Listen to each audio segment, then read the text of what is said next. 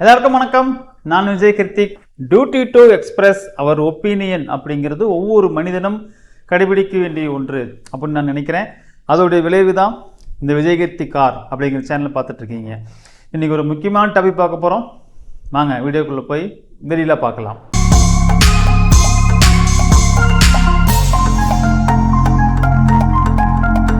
மைவி3யினுடைய உரிமையாளர் திரு சத்யானந்தம் வந்து ஒரு 2 டேஸ்க்கு முன்னாடி அவர் ஒரு வாய்ஸ் ஓவர் கொடுத்து ஒரு வீடியோ போட்டிருந்தார்.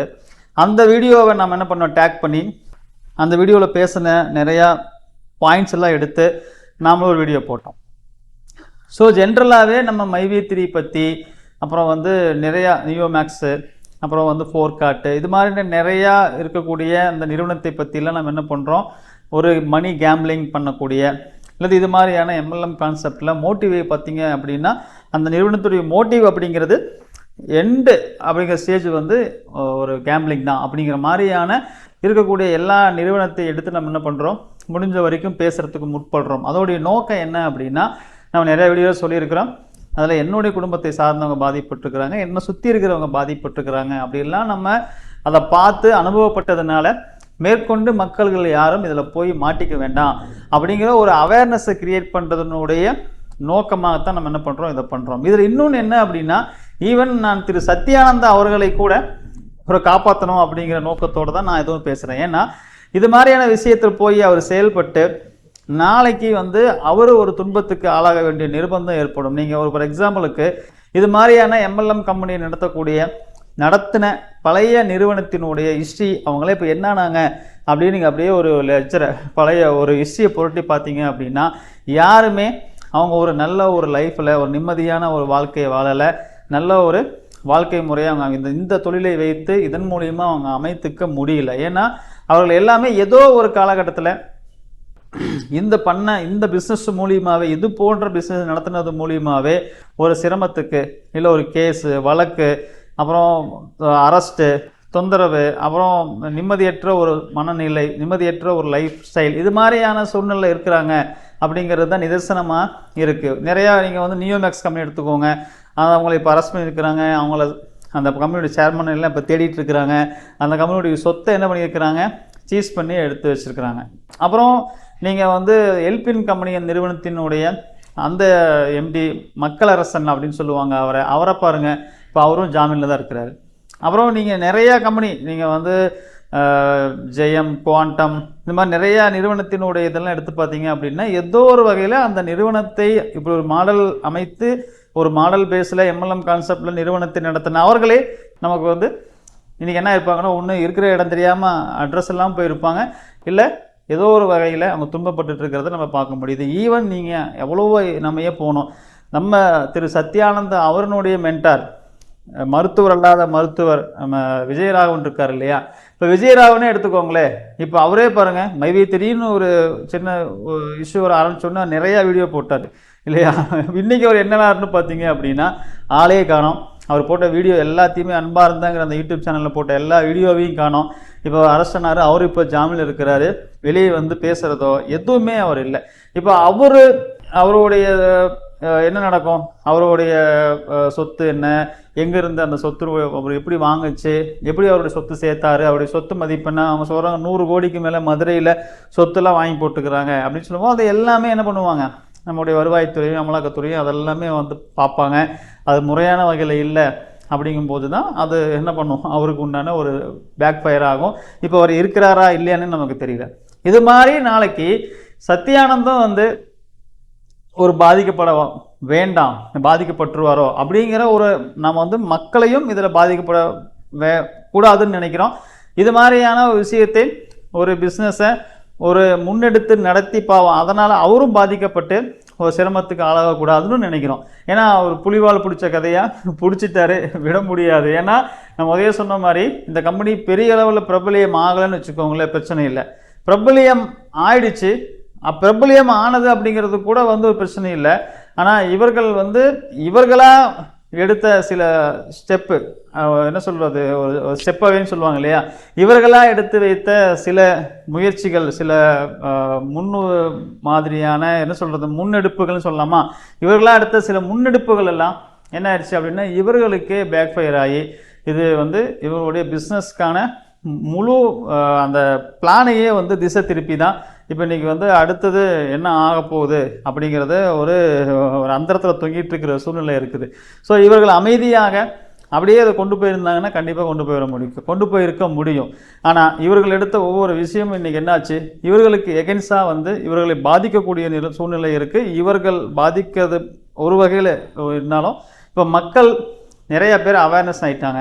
இதுக்குள்ளே போகிறது அப்படிங்கிறது நம்ம வந்து அது பழைய மெம்பர் ஏற்கனவே உள்ள உறுப்பினர்கள் வேணால் இன்னமும் நம்ம போடுற வீடியோவுக்கெல்லாம் அவங்க கமெண்ட் போட்டுட்ருக்கலாம். பட் ஆனால் புதிய நபர்கள் உள்ளே வர்றது அப்படிங்கிறத கண்டிப்பாக வந்து அதிகப்படியான மக்கள் வந்து இதை யோசித்து இதை வந்து உள்ளே போகிறதுன்னு பிளான் பண்ணி வச்சுருந்தவங்க இப்போ கொஞ்சம் அப்படியே பேக் அடிச்சிருப்பாங்க.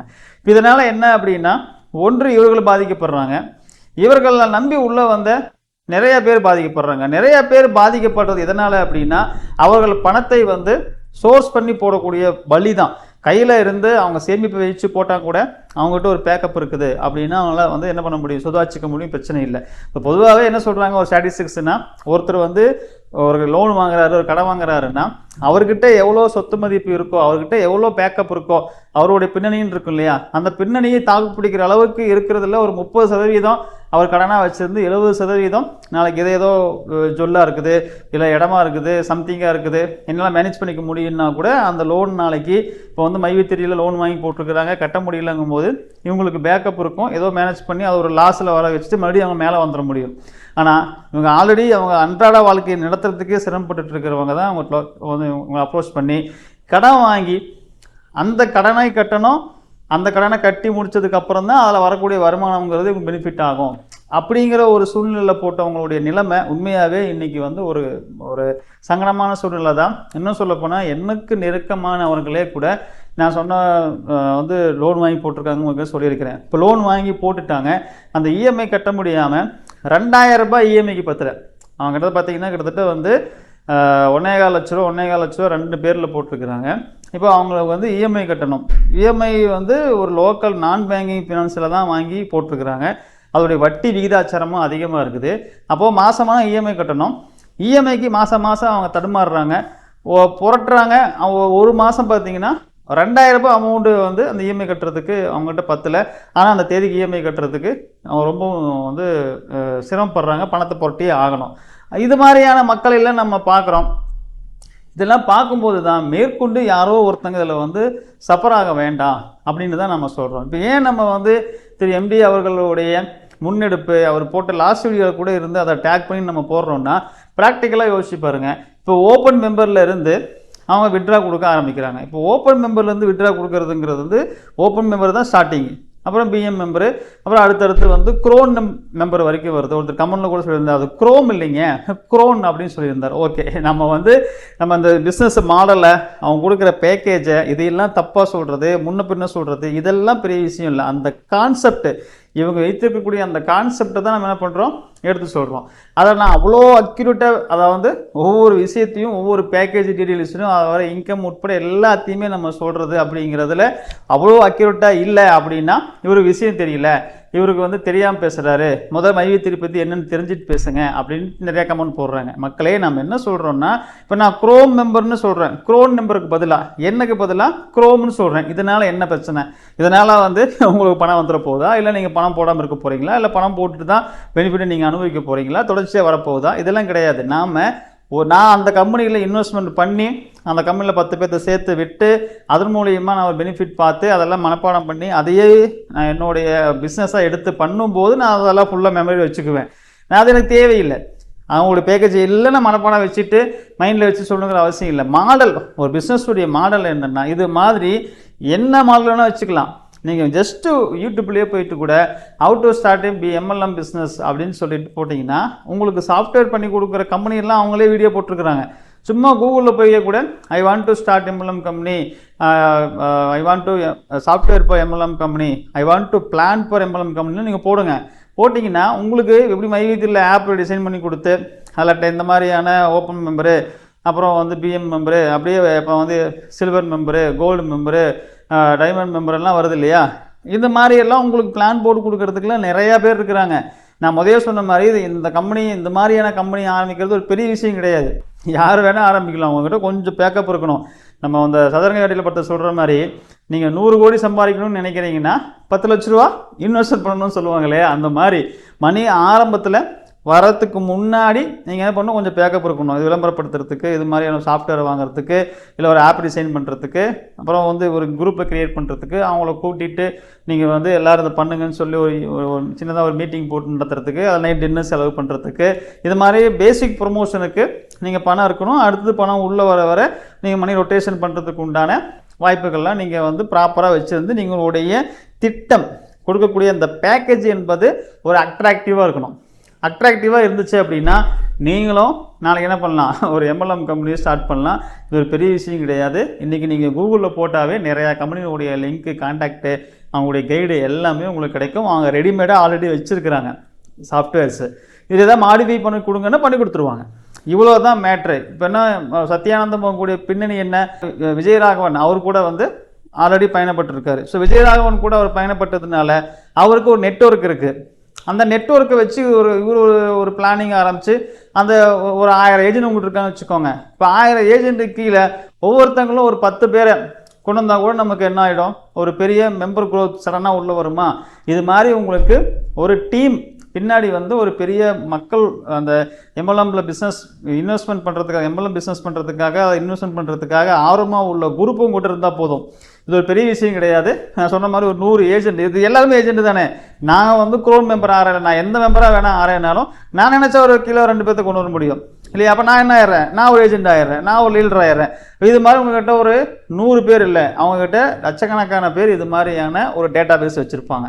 இப்போ அவங்களெல்லாம் கூப்பிட்டு இது மாதிரி ஒன்று பண்ணுறேங்க, நம்ம வந்து நிறுவனத்துக்கு வந்து நீங்கள் சேர்த்துக்கு இது பண்ணுங்கள், சேர்த்திங்கன்னா உங்களுக்கு இவ்வளோ வரும்னு ஒரு மோட்டிவேட் பண்ணுறதுக்கு ஒரு பேசிக் உங்கள்கிட்ட ஒரு மணி ஃப்ளோவிங் ஃபண்டு இருந்துச்சுன்னா போதும். அப்புறம் வரதை வச்சு வாங்கி கொடுக்குறது தான். இப்போ வரதை வச்சு வாங்கி கொடுக்குறதில்ல என்ன தான் பெனிஃபிட்டு, நான் முதல்ல சொன்ன மாதிரி தான். ஆட்களுடைய எண்ணிக்கை அதிகமாக வரும்போது இப்போ வந்து 1,24,000 ரூபாய் 25,000 ரூபாய் சம்திங் டெபாசிட் பண்ணுறவங்க ஒரு லட்சக்கணக்கான பேர் ஒரே நேரத்தில் வரான்னு வச்சுக்கோங்க. அப்போ எவ்வளோ வரும், அந்த நேரம் பார்த்து இதை ஸ்டாப் பண்ணணும். ஸ்டாப் பண்ணிட்டோம்னா அதுக்கப்புறம் ஏதோ ஒரு சூழ்நிலை, அந்த சூழ்நிலை, இந்த சூழ்நிலை, இதனால் முடியலன்னு ஏதாவது சொல்லி நீங்கள் என்ன பண்ணலாம், அப்படியே இப்போ மைவித்திரியுடைய பாருங்கள் 4 மாதமாக நிற்கிது இல்லையா. இது மாதிரி நீங்கள் பர்மனெண்ட்டாக ஸ்டாப் பண்ணணும் அப்படின்னாலும் அப்படியே என்ன பண்ணிடலாம், அப்படியே நீங்கள் கொண்டு போயிடலாம். அதுக்கான மிஞ்சி போன மக்கள் என்ன பண்ணுவாங்க, போய் கேஸ் கொடுப்பாங்க.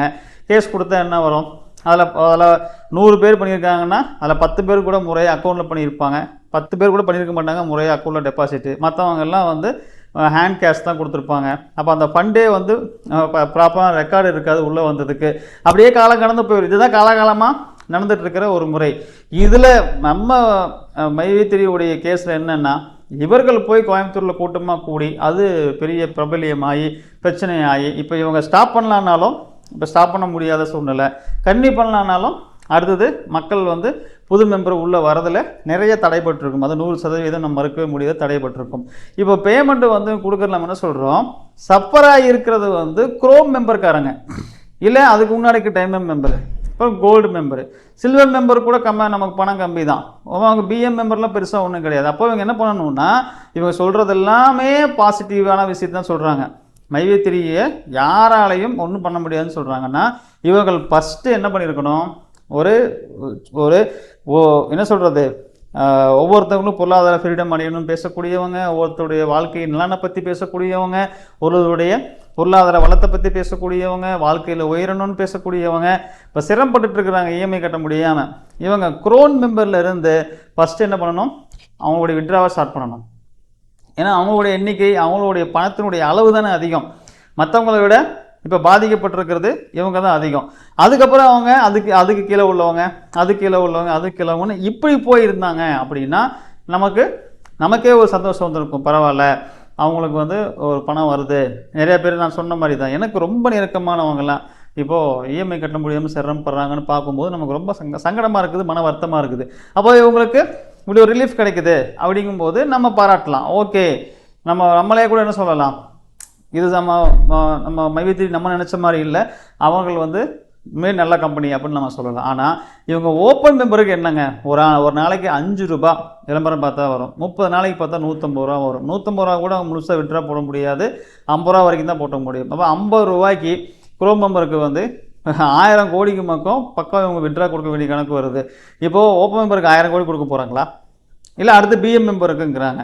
ஃபஸ்ட்டு பூரா ஒரு வாரம் ஓப்பன் மெம்பருக்கு, அப்புறம் ஃபஸ்ட்டு ஒரு வாரத்துக்கு அப்புறம் 2வது வாரம் பூரா பிஎம் மெம்பருக்கு, அடுத்தடுத்து வரக்கூடிய silver member, gold member, diamond member, chrome member, இவங்கெல்லாம் என்ன பண்ணணும்னு சொல்கிறாங்க, வெயிட் பண்ணுங்கள். இந்த எம்டி வந்து அனௌன்ஸ் பண்ணுற வரைக்கும் நீங்கள் வெயிட் பண்ணுங்கள், வெயிட் பண்ணிவிட்டு அதுக்கப்புறம் நீங்கள் விட்ரா போடுங்க அப்படின்னு சொல்கிறாங்க. ஸோ நான் முதல்ல சொன்ன மாதிரி இதில் என்ன அப்படின்னா, இவங்க ஃபஸ்ட்டு ஓப்பன் மெம்பருக்கு ஒரு வாரம், அப்புறம் பிஎம் மெம்பருக்கு, பேசிக் மெம்பருக்கு 2வது வாரம், அடுத்தடுத்து வரக்கூடிய silver, gold, diamond, crown member, இந்த மெம்பருக்கெல்லாம் அவங்க என்ன சொல்கிறாங்க அப்படின்னா, எம்டி அனௌன்ஸ் பண்ணுவார், அனௌன்ஸ் பண்ணுற வரைக்கும் விட்ரா யாரும் கொடுக்காதீங்க, அடுத்தடுத்து கொடுக்கப்படும் அப்படின்னு சொல்கிறாங்க. இப்போ இப்படி பண்ணுறது சரியாங்கிறது தான் நம்ம சொல்கிறோம். இப்படி பண்ணுற வேண்டிய தேவை என்ன இருக்குது, லட்சக்கணக்கான பேர் நான் நினைக்கிறது தான் நடக்கும் அப்படின்னு சொல்லிட்டு அவர் சொல்கிறார். அப்போ லட்சக்கணக்கான பேர் எதிர்பார்ப்பு என்ன, குரோன் மெம்பருடைய விட்ராவல் தான். அப்போது அதை நீங்கள் கொடுத்துட்டு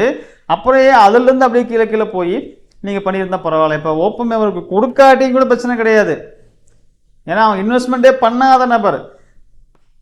சொல்கிறது புரியுதுங்களா, உங்கள் பணத்தை வாங்கி இன்வெஸ்ட்மெண்ட் பண்ண, உங்கள் பணத்தை வாங்கி இன்வெஸ்ட்மெண்ட்டே பண்ணாத நபருக்கு போய் விட்ரா கொடுக்குறாங்களாம். இது எந்தன்னு நம்ம சொல்கிறது, இதை தான் நம்ம சொல்கிறோம். இங்கேருந்து ஸ்டார்ட் பண்ணுங்க அப்படின்னு சொல்கிறோம். ஸோ நம்ம இதுக்கு இந்த லாஸ்ட்டாக போட்ட அந்த வாய்ஸ் நீங்கள் வீடியோவை போய் கேட்டு பார்த்தீங்கன்னா தெரியும். குரூப்பில் மெசேஜ் போட்டிருக்காங்க, வாட்ஸ்அப் குரூப்பில் அந்த மெசேஜே எனக்கு வந்து அனுப்பிச்சிருந்தாங்க. அதையும் நான் படித்து பார்த்தேன், அதில் தகவல் வருது. அதை சொல்கிறாங்க, ஒரு வாரம் இது, அடுத்த வாரம் இவங்களுக்கு, அடுத்தடுத்ததெல்லாம் வந்து எம்டி அனௌன்ஸ் பண்ணுற வரைக்கும் வெயிட் பண்ணுங்கள், யாரும் போடாதீங்க அப்படின்னு சொல்லும்போது இது வந்து சிரமப்பட்டுருக்கிறவங்களுக்கு சப்போர்ட் பண்ணுற மாதிரி இருக்கா, இல்லை அவங்களை இன்னும் சிரமப்படுத்துகிற மாதிரி இருக்காங்கிறது தான் நமக்கு இதில் வரக்கூடிய கேள்வி. So right company right activation பண்ணுறாங்க, ரைட்டு வே, அவங்களுடைய ஒவ்வொரு மூமெண்ட்டுமே ரைட்டான அவங்களுடைய செயல்பாடு தான் இருக்குதுன்னா முதல்ல கஷ்டப்படுறவங்களுக்கு தானே அவங்க கொடுக்கணும். அப்படி செய்யாமல் பணமே போடாதவங்களுக்கு ஓப்பன் மெம்பரை வந்து பணமே போடாதவங்களுக்கு முதல்ல, அப்புறம் பிஎம் மெம்பருக்கு 2வது, இவர்களுக்கெல்லாம் சொல்கிற வரைக்கும் வெயிட் பண்ணுங்கள். அப்போ எப்போ சொல்லுவாங்க அப்படின்னு நமக்கு தெரியல. ஸோ இதையெல்லாம் நம்ம தான் என்ன சொல்கிறோம், சத்யானந்தா அவரை பார்த்தாவே நமக்கு யோசிச்சாவே அவர் மேலே நமக்கு வருத்தமாக இருக்குது. பாவம், அவர் தேவையில்லாத நாளைக்கு நம்ம விஜயராகவன் மாதிரி இவரும் வந்து நாளைக்கு வெளியே தலை கூட காட்ட முடியாத அளவுக்கு ஒரு சூழ்நிலைக்கு போயிடுவாரோ.